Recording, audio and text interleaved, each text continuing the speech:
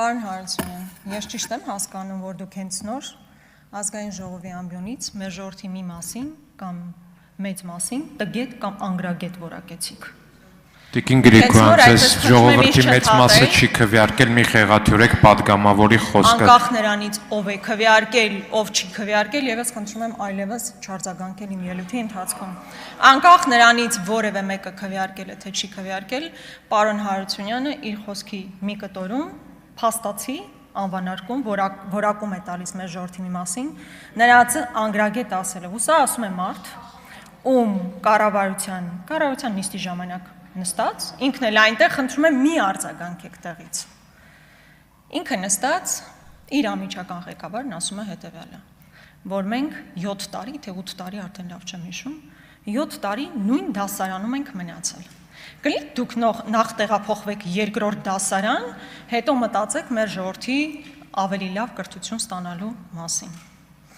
Հետո իհարկե ես շատ լավ զգում եմ, որ դուք ուզում եք դառնալ համապատասխան կառույցի ղեկավարը, դրա համար ամեն ինչ անում եք, այստեղ այդ հայտարարությունները հնչեցնում եք, ու ինչ է ասում պարոն Հարությունյան, ասում են դա երևի ամենաոչ թափանցիկ կառույցներից մեկն է, այսինքն ձեր գնալուց հետո դա միայն ու միայն ձեր անձով պայմանավորված, այդ կառույցը կլինի թափանցիկ, ինչը շատ հետաքրքիր է։ Սիրելի հայրենակիցներ, կարծում եմ ամենակարևոր ոլորտներին առնչվող հանձնաժողովի ղեկավարի ընտրության հարցն ենք քննարկում,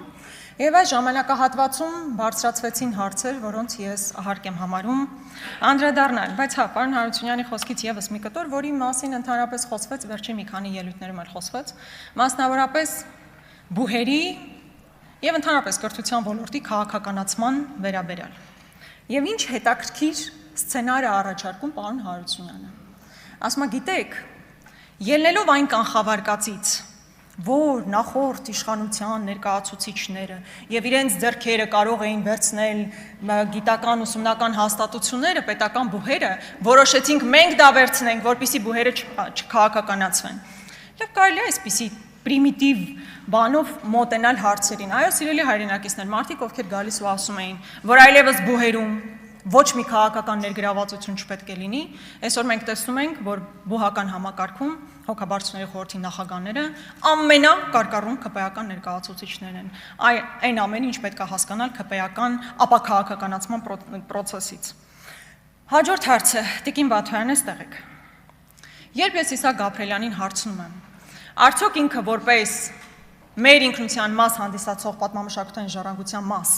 պետք է նաև նախաձեռնող լինի կամ հետամուտ լինի, որպեսզի մեր մշակութային ժառանգությունը Արցախում, մասնավորապես Գանձասարը, Ամարասը, Դադիվանքը հայկական պահպանվեն, ես ուրիշ բանել չեմ ասում, հայկական պահպանվեն, այստեղ հարցեր են առաջանում, բա արդյոք մենք այն երկիրն ենք, այն փոքր երկիրն ենք, արդյոք պարլամենտական համապատասխան հանձնաժողովը դրանով պետք է զբաղվի, թե չպետք է զբաղվի։ Բա ով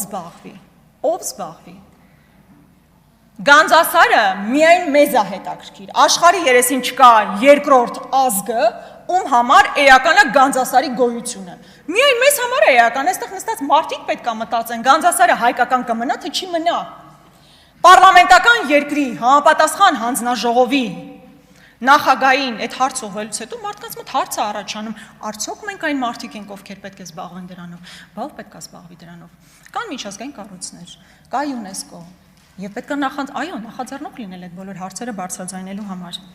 Այդ համատեքստում շղթայական գալիս է նաեւ Սփյուռքի հարցը։ ԿՊ-ական պատգամավորներից մեկը մեծ հաշվով հարցականի տակ է դնում Սփյուռքի կարևորությունը, այսինքն կարևորությունը Հայաստանի զորեղացման ճանապարհին։ Մենք ինչ ենք ասում,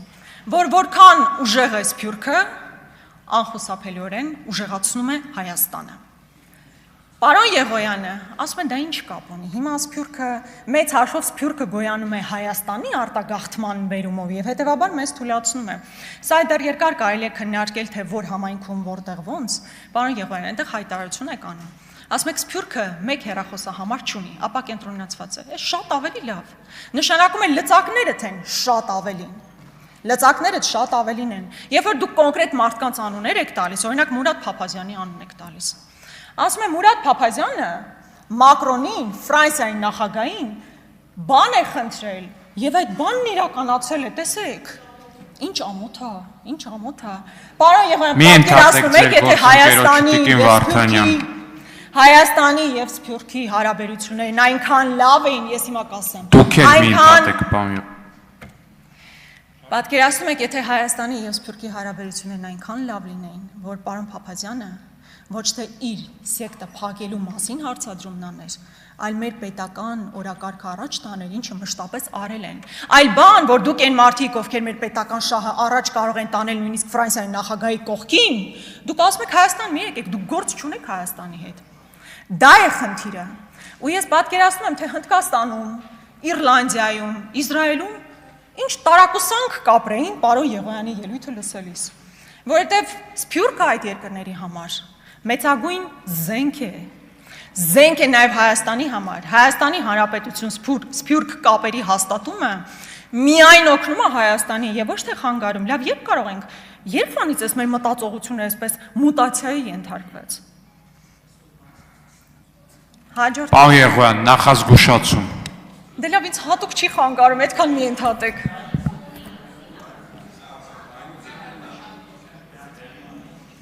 Հաջորդը, իմ հարցադրման ժամանակ ես անդրադարձա նաև մանկավարժական ստաժին և ատեստացիան համակարգին, ես խորապես համոզված եմ, որ այն ուսուցիչները, ովքեր 15 տարվա մանկավարժական ստաժ ունեն, իրենք պետք է համարվեն ավտոմատ ատեստավորված և համապատասխանաբար աշխատավարձը բարձրացած, բայց նաև պետք է առաջարկեն, որ շարունակաբար տանեն մասնագիտական վերապատրաստումների աշխատանք, այսինքն նրանց վերապատրաստումները պետք է կրեն ոչ թե աշխատավարձի բարձրացման նպատակ, այլ ուղղակի մասնագիտական գիտելիքների վերազինման և ավելի լավ աշխատանքի կազմակերպման բնույթ։ Նման օրենքի նախագծով մենք նաև կներկայանանք և կարծում եմ, սիրելի ուսուցիչներ, ովքեր դուք 15 տարի արդեն աշխատել եք դպրոցում, դուք ամբողջ իրավունքն ունեք այդ ատեստացիայով չանցնելու և բարձր աշխատավարձ ստանալու։ Ես ասում եմ որպես մարդ, ով 10 տարի, նորից եմ կրկնում, կներեք, եթե շատ եմ դրա մասին խոսում, 10 տարի դպրոցում աշխատել եմ և յուրաքանչյուր օր դասարան մտնելիս դու պետք է նոր բան կարդաս, նոր բան սովորես, որպեսզի կարողանաս փոխանցել քո աշակերտներին և այդ ուսուցիչների աշխատավարձը պետք է ավտոմատ բարձրացվի։ Հաջորդը անվճար կրթության մասին առիթ չունեցա հարցադրման մեջ հնչեցնել, բայց կուզենայի նաև ձեր դիտարկումը լսել, ինչ կարծիք ունեք անվճար կրթության մասին, մենք խորապես համոզված ենք,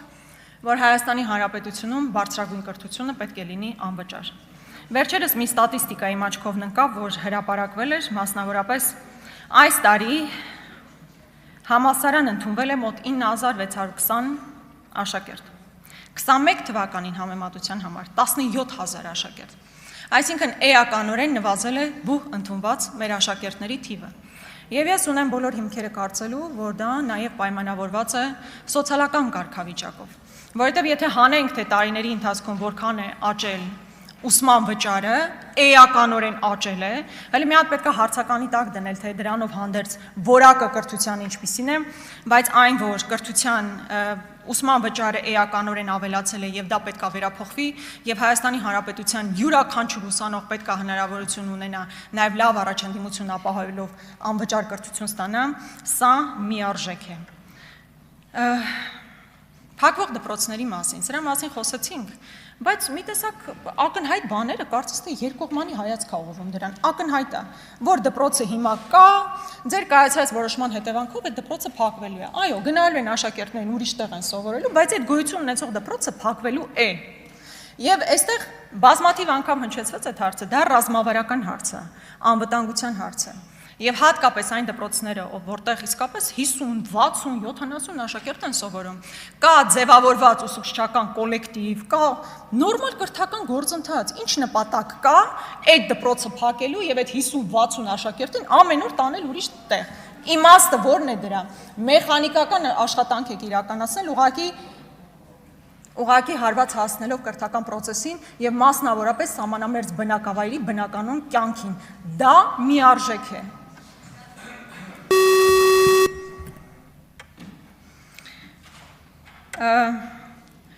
Կարծում եմ այսքանը,